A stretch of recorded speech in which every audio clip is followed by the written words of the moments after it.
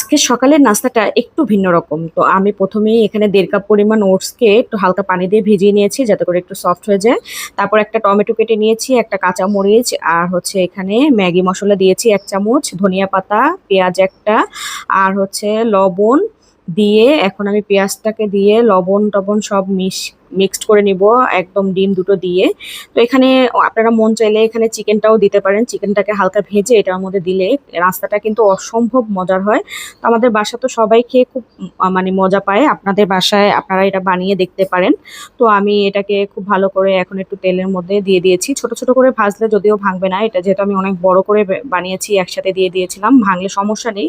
আর বাসায় যেহেতু খাবো সবাই মিলে এজন্য আমি ভাবলাম যে একসাথে দিয়ে দিই। তো দিয়ে এখন খুব ভালোভাবে একটু ক্রিস্পি করে ভেজে নিব। ব্যাস হালকা তেলে ভেজে নিবেন। একদম সকালের ভরপুর একটা নাস্তা হয়ে যাবে। যেকোনো সময় আপনারা খেতে পারবেন। যদিও সকালের জন্য একদম বেস্ট।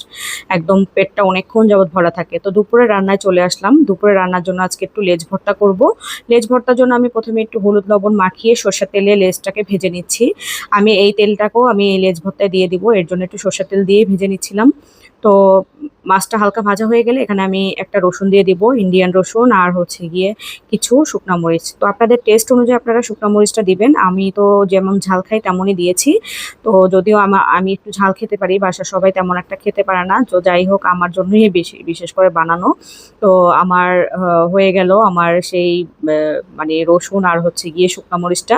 এখন মাছটা যদিও আরেকটু ভাজতে হবে নতুবা কাঁচা ভাবটা থেকে যাবে। আমি একটু কড়া করে ভাজার জন্য ভেঙে দিয়েছি যাতে করে ভিতরে একদম একটু ক্রিস্পি হয়ে যায়। তো আমি একটা হামানদিস্তার মধ্যে নিয়েছি, নিয়ে এখন একদম পিষে নিচ্ছি একদম কাঁটাগুলো না বের হয়ে যাওয়া পর্যন্ত।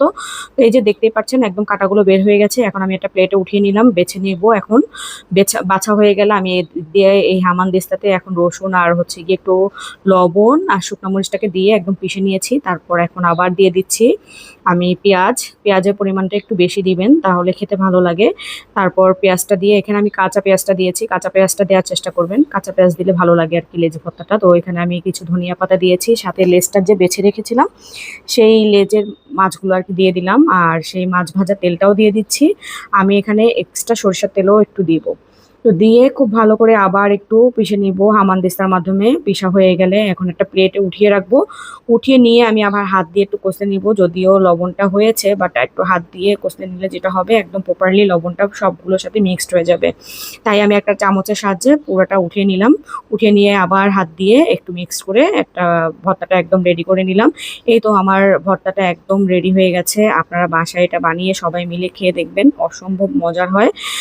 এই তো ভর্তাটা শেষে আমি একটা মাছ রান্না করতে চলে আসলাম। মাছ রান্না বলতে আজকে একটু চিংড়ি মাছ ভুনা করব। তো একটু